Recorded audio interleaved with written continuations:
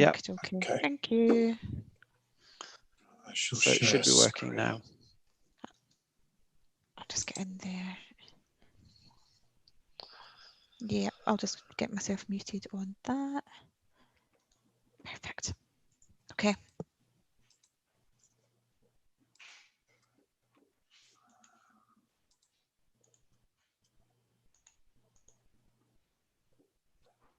Okay. Can you see the full screen there? I can see overview slide. Is that what you can't see yourself because I can still see the Zoom panel. I can see us, our videos, yeah, at the side. I've thumbnailed it now, so hopefully you can't see. No, I can still see, but that's maybe my settings. Yeah. Yeah. Yeah, I think that, hang on, let me get to the first slide. Would be a good idea. There we go. We're ready. Okay, you're good to go, Bernard. Yeah. Okay, brilliant. I'll just do the intro then. So, hello everyone. My name's Fiona and I'm the Customer Relationship Manager at PTFS Europe. And I'd like to welcome you all along to this morning's Shelfmap webinar. In a moment, I'll pass you over to Bernard, who'll deliver the webinar. Now, there are people watching on both Zoom and on YouTube, so please use the chat if you have any questions. I'll monitor this and we'll ask Bernard for answers at relevant points, and hopefully be some time for questions at the end. And if we do run out of time, then we'll make sure that we send you responses to your questions. So without further ado, I'd like to introduce you to Bernard Scaife. Bernard is the developer for Shelfmap. He works as a data migration specialist for PTFS Europe 3 days a week and spends his time on Shelfmap for the other 2 days. PTFS Europe are a third-party reseller of Shelfmap. And before joining PTFS Europe, Bernard has been a systems librarian in both the academic and special library sectors. So, thanks very much, and I'll now pass over to you, Bernard. Okay, thanks Fiona, and good morning everybody. It's good to be here today to talk to you about Shelfmap. So let's start with an overview. What is Shelfmap? So it's a wayfinding system. Its aim is to make it easier for your users to navigate the library. So you can, for example, use it to show users where rooms may be, like group study rooms. You can use it to show people where landmarks are, such as help desks, photocopiers, toilets, really anything you can think of. But I suppose what's unique about it is it's an innovative way to help users find books on the shelf. So, a bit of background. This was a system that was developed by a librarian, i.e. me. I'd observed that there was difficulty that users had in understanding classification schemas in the library where I worked. And I built a prototype mapping system which was well received by both the staff on the inquiry desks who were helping students and the students themselves. So what I wanted to do was to perhaps do some more robust research to see whether there was actually some good effects coming out of this software, and it was something that was useful to have. And this led me to do a Masters by Research on wayfinding in libraries. And I did that at Manchester Metropolitan University. And Shelfmap was developed based on the results of that research.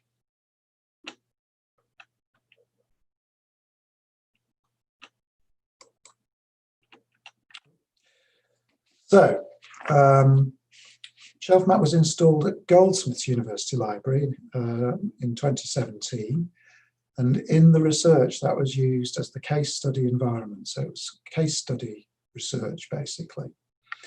And the results indicated that it was 39% time saving for finding material on the shelf when using Shelfmap as opposed to when you didn't have it available. So to explain, basically, I accompanied users around the library and asked them to find various books. And in some cases, they had Shelfmap on their mobile phones, and in other cases, they were asked to do it without that. So that was what we were trying to find, was whether there was any difference, and that was the difference that we found. There was also a reduction in the anxiety experienced by users who had access to Shelfmap. to find materials, because it is something that people do find quite a difficult thing to do, and they get rather anxious about it. And this led to an increase in users' self-confidence. It was quite interesting to see, really, that they sort of had a changed relationship with their physical environment and how they felt about their library. Shelfmap was also able to satisfy a demand that users had to self-help. Obviously particularly useful if desks are closed at particular points, and clearly there's a link here with the COVID-19 pandemic, where perhaps you want people to be able to go into the stacks on their own or isolating, so you want to be able to help themselves. So let's look at the basic workflow. So the basic concept is that the user will be in the catalogue, they will do their search as usual, and hopefully they will find a book that they might want to look at. Now this is the point where users get quite confused, because they get a class mark, they might get some information about a collection or where it is, but it might not necessarily mean all that much to them, and in fact that's kind of what we found in the research. So what we've done with Shelfmap is to put this Shelfmap link next to the class mark, because all of the literature says that users are expecting to be able to click something else there to give them further assistance. And so that's what Shelfmap is therefore doing. And what happens is the new window pops up with the map of the floor that the material is on, with an arrow or an indicator depicting exactly where the book itself is. But much better to look at it with a real example. So let's jump out of the PowerPoint, and we're looking now at a Koha system. This is our Koha demo system. It could be any catalogue, but so this is a very good one to look at. And we do our search.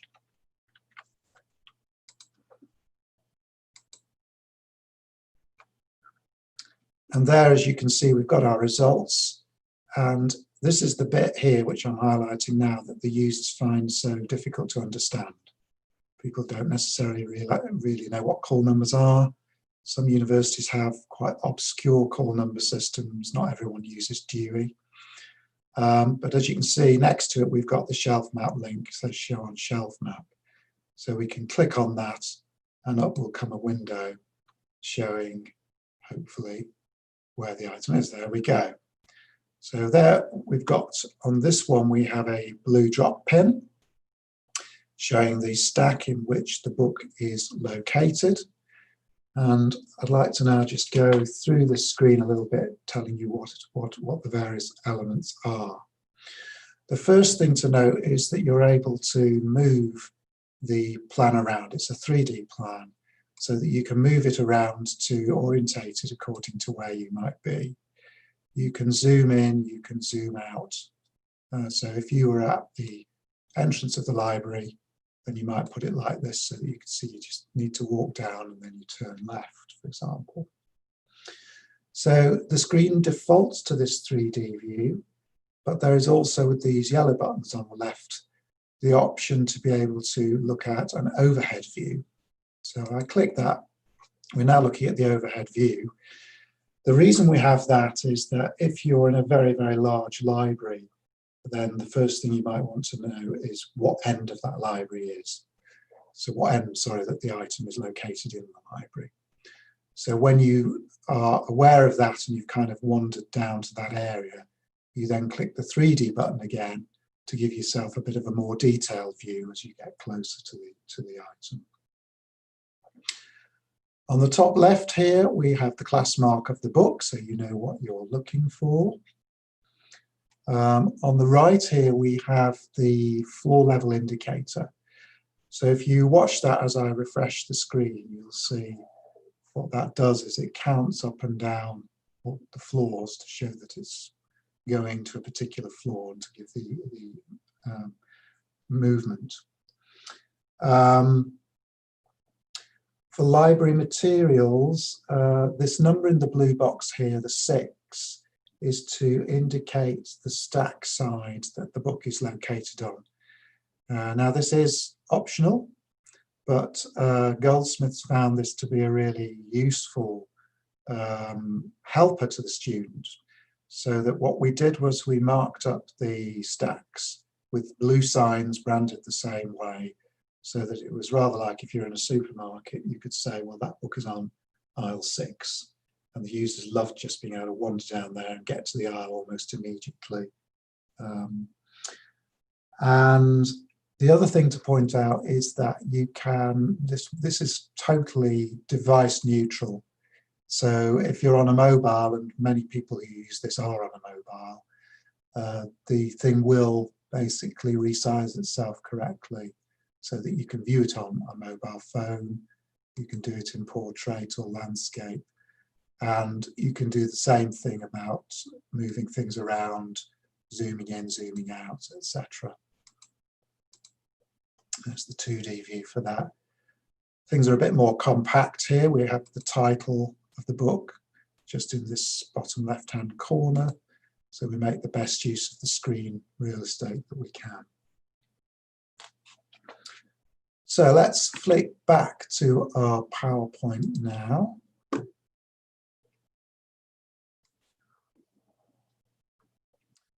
Continue by looking at a few other examples. So I said, for example, that you can find rooms. So this one is an example of a room, the quiet study area, being depicted on this particular diagram. You'll see up here it's saying the university, it's saying the floor, and it's even giving the room a particular name.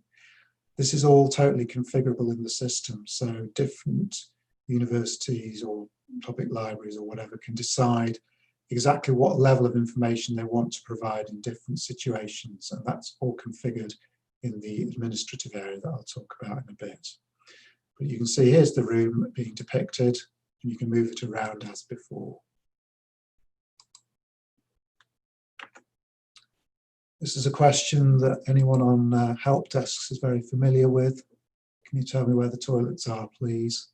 So here we are, here's this. You could also, of course, link this in to your website or any other place where you might be answering that question to give a visual answer to that question, which is quite nice. This one is depicting a PC cluster. So this is a group of PCs together. Now what's quite interesting about this is that potentially you could make this work with a PC booking system, or if they were study desks with a study carrel booking system. And you could have a particular entry for each PC. So if you can imagine, if you were booking your PC, you would say, book your PC, and at the end of the transaction there would be a Shelfmap link that pops out, shows exactly where the PC is that they've booked, and allows them to go to that. So that's quite a nice little feature that you could use as well. And finally, an example of where is the help desk. And there we go, that's depicted there, so users can find that.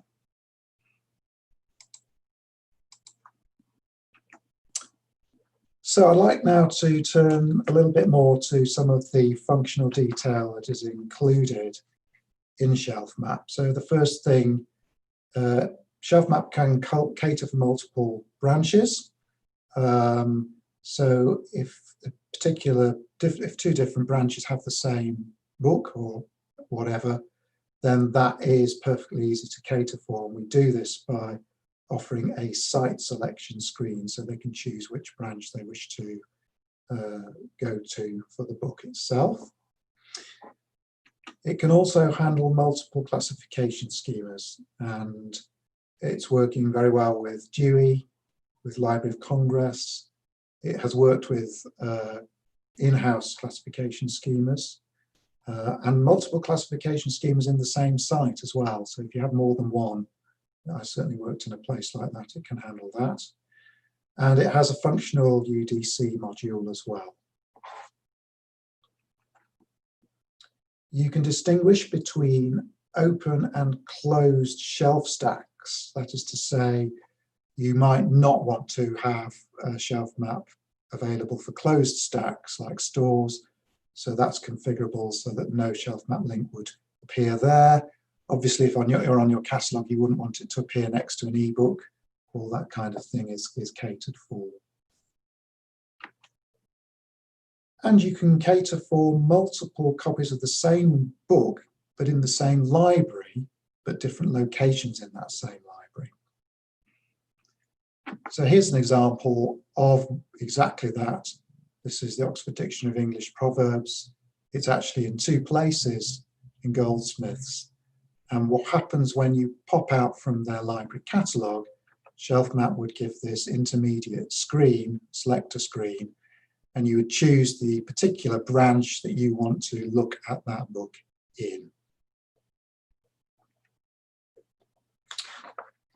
So I want now just to talk a little bit about how deep down and accurate Shelfmap can get. So this is called resolution. So the default for this system is it depicts one side of the stack where the book is within. And most sites opt to go for that particular model.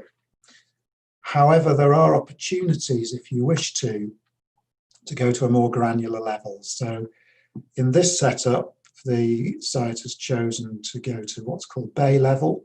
So within here, it is saying we're in bay 3 of 6, and the red line is around that bay to show that the book will be somewhere within there. And on this example, the site has decided they want to go to shelf level. So we're in bay 3, shelf 2 on that one. Now, it's worth understanding, of course, that there are some pros and cons that relate to that kind of decision. So the basic rule is that the greater the resolution, the longer it's going to take to set up the library to be able to do that, and the more maintenance that will have to be done to make sure that those class mark ranges stay accurate. So basically, Shelfmap works on the basis of class mark ranges. So on the default one side of a stack, we would say, what is the first class number on the top left, and what is the last class number on the bottom right? And that would be put in as an entry to the database. Now, obviously, as soon as you start getting granular, then for bays in this situation, that would be 6 entries in the database. And for shelf level, it would be 36 entries. And if you times that by the number of stacks you might have, that's rather a lot of things to do. The risk of the class mark boundaries moving at a bay level is much greater than it is at the stack side level. So that's something to think about when you're thinking about setting this up. However, there is also a mix and match option available where you could say, well, for this stack side only in our library, or this 2 stacks, we would like to have this at bay or shelf level because there is some merit in doing that. It might be, for example, journal titles. We did that. We said we wanted to be able to do A to Z, so you could go to the journals beginning with E, and it would tell you exactly what shelf that was on. So that's basically it about the resolution. And the next thing we need to look at is your changes that are going to happen as you move forward. So furniture gets moved around, buildings get refurbished. Well, basically, furniture moves all come within the support that you get with Shelfmap. So that's not something we need to worry about. We edit the images accordingly, and we regenerate them, and we can provide support on adjusting your class mark ranges if you, for example, added a new stack in, or any class mark ranges change over time, which they will with weeding and consolidation. If, on the other hand, you were to build yourself a completely new library, then we would view that as a new project to set up for you.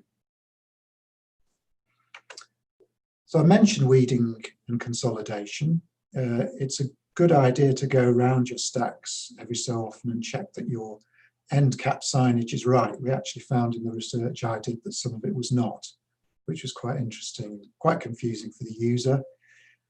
It's quite a straightforward task in Shelfmap because you can go around with a spreadsheet that you export, make any adjustments to those start and end call numbers, come back to your desk, make the changes in the spreadsheet, and then upload the whole lot into your Shelfmap admin area. So it's much easier than editing every single entry, which is quite good. Other changes you may have, you may be getting a new library management system or a new discovery system or other systems in which Shelfmap can be embedded, because it can be embedded in quite a lot of different types of systems, as we'll see in a moment. So again, with support there, you get support in making the configuration changes that link Shelfmap to your system and make the drop button appear in the front user interface. So I just want to quickly go through sort of project overview, what happens if you go ahead and you want to implement Shelfmap. So the first thing we would do is we would be collecting some basic details like the number of sites you have, the number of floors, any existing plans that you might have, floor plans that we can use to help us generate the new ones, and collecting contacts for the project. We would then have a kick-off meeting where we would run through people's roles and responsibilities and set the timings and milestones.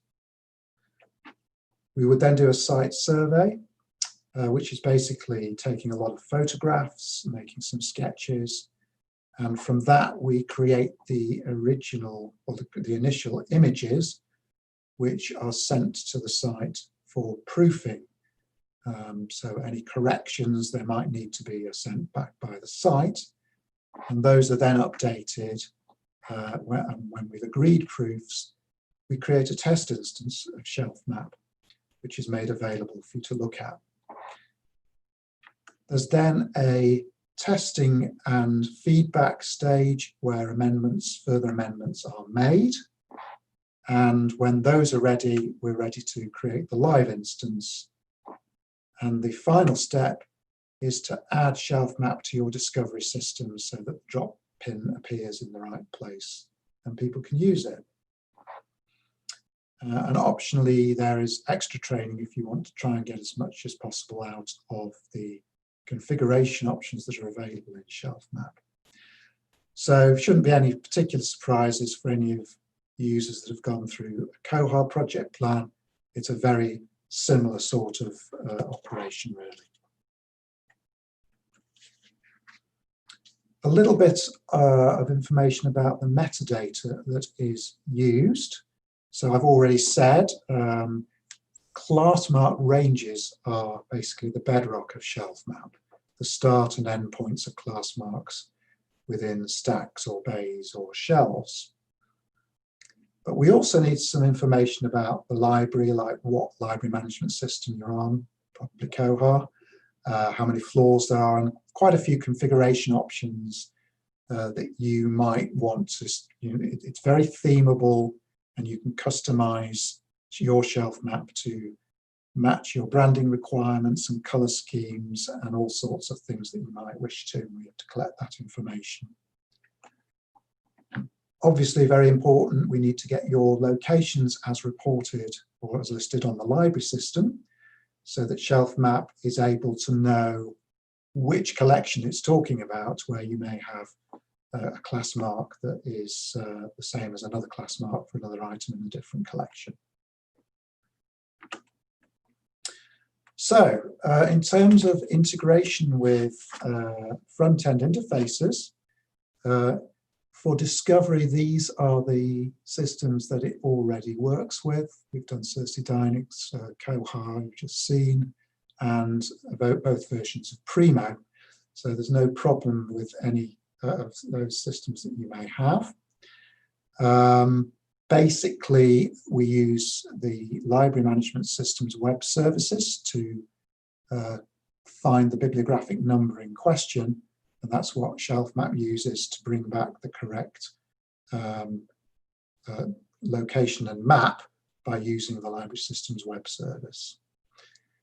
But you can also embed Shelfmap with many other front-end interfaces. So if you have, for example, LibGuides or LibAnswers or any of those type of systems, it can be good to put that there in various relevant places, perhaps answering questions on where rooms are, etc., or particular collections.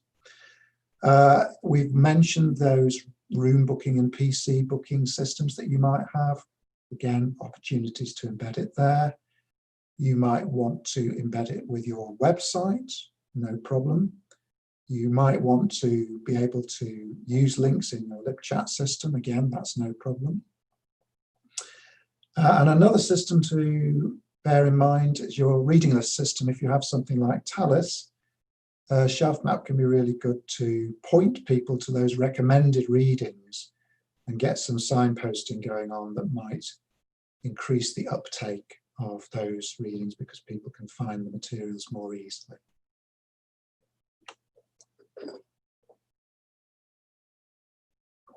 So a little bit on the technology that underpins Shelfmap.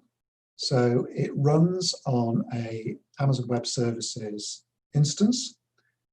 Actually, there are two instances. There's a live instance and a backup instance. And it auto switches between those two instances. So if the live one falls over for any reason, it auto switches to the backup. And we're informed of any problems before anybody probably knows about it. We're using very well-established technology. Anybody who's a bit more technical will know what LAMP is. All those code bases there and tools have been in use with industry for years and years. So there's nothing new there, which is good. It means it's robust. You can also get usage statistics from Shelfmap, and it's worth taking a little bit of an extra look at what type of statistics you get. You get two sorts. First of all, you get the usual kind of Apache log or Google Analytics type statistics. So what browser people are coming from, what operating systems, what devices they're using, where are they from, all that kind of stuff, really quite standard these days. But in addition, in Shelfmap, you also get the ability to find what material people were going to the shelf to find. So what I mean by that is that when people click out, we capture the bibliographic number of the record they were looking at. So you can see a little bit more information about what collections and books people are using inside your library, which is currently not necessarily available to you in any statistical form at all.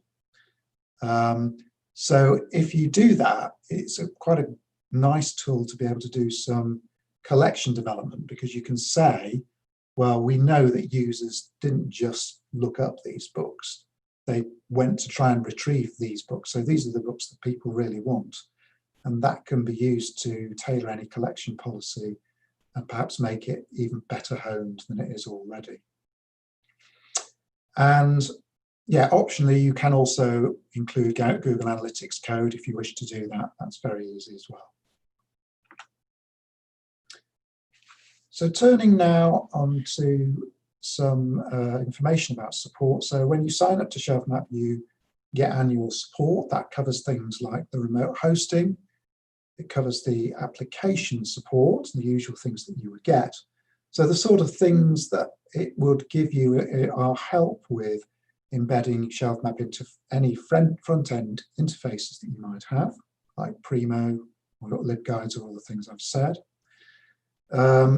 It would help you, support helps you changing any configuration for your library if you add new locations or you merge locations or anything like that.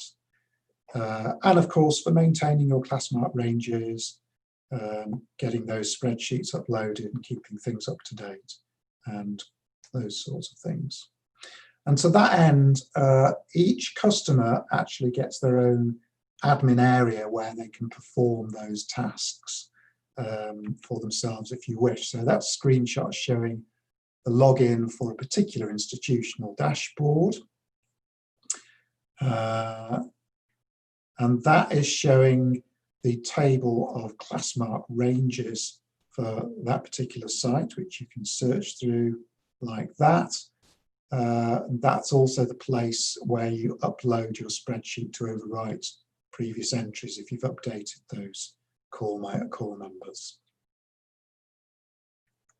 And also on here, there is a support portal where you can add calls, support, and view all your existing or previous calls. So why Shelfmap? Well, basically, I think the first thing is to say this is a system built by a librarian for libraries. So hopefully with the research I've done, I have some understanding of the wayfinding issues that libraries have and how they can resolve them. So I think that's probably possibly unique to Shelfmap.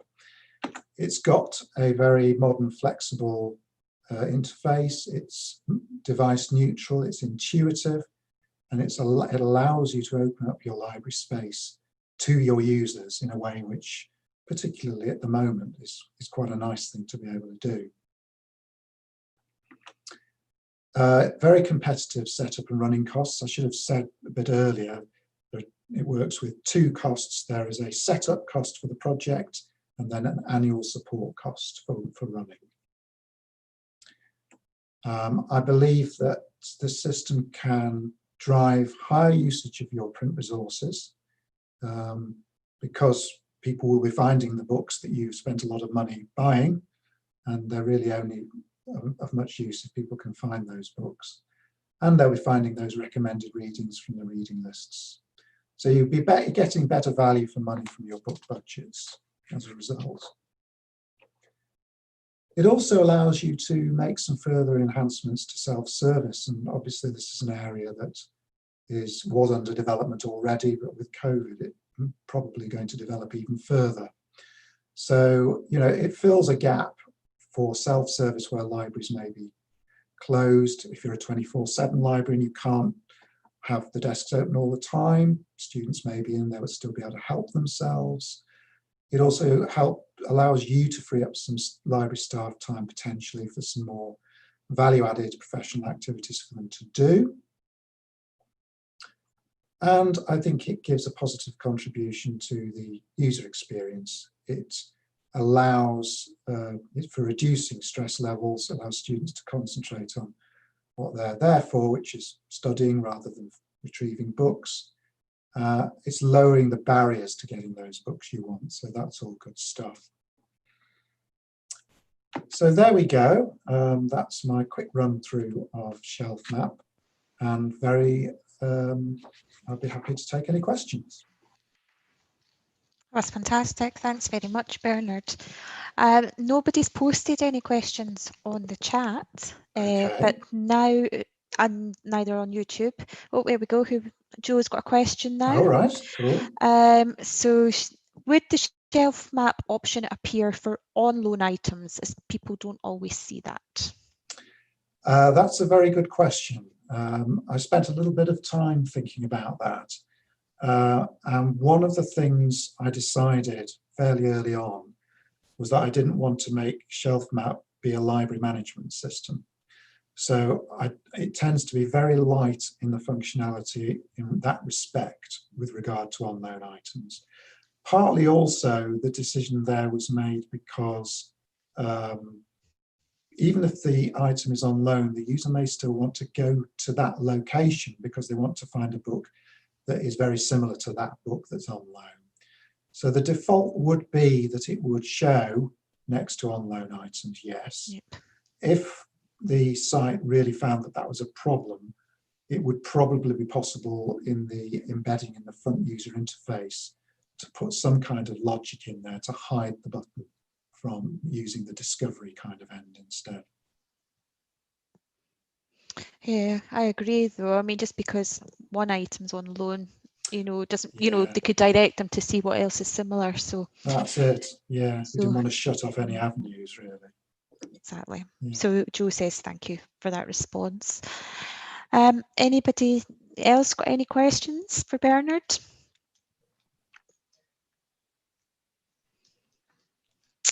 I don't think so, Bernard. So Okay, if you want to just okay. close up. We can Well, always follow anything up though, we, can't we? we So can certainly follow anything up. I mean, if anybody wants to contact me with further questions, that's fine. If anybody thinks this would be useful to show to a wider selection of staff at your institution, I'm very happy to repeat this for you. So again, get in touch with us if you'd like to do that. And if anybody would like a ballpark quote to find out how much this might cost, similarly, I'd be very happy to supply that. excellent. Thank you very much, Bernard. And I'd like to just thank everybody for your time this morning. I hope you found Bernard's session useful. And yeah, do please get in touch if you've got any questions. So thanks very much, everyone. Yeah, thanks for coming. Okay, goodbye. Bye. Bye.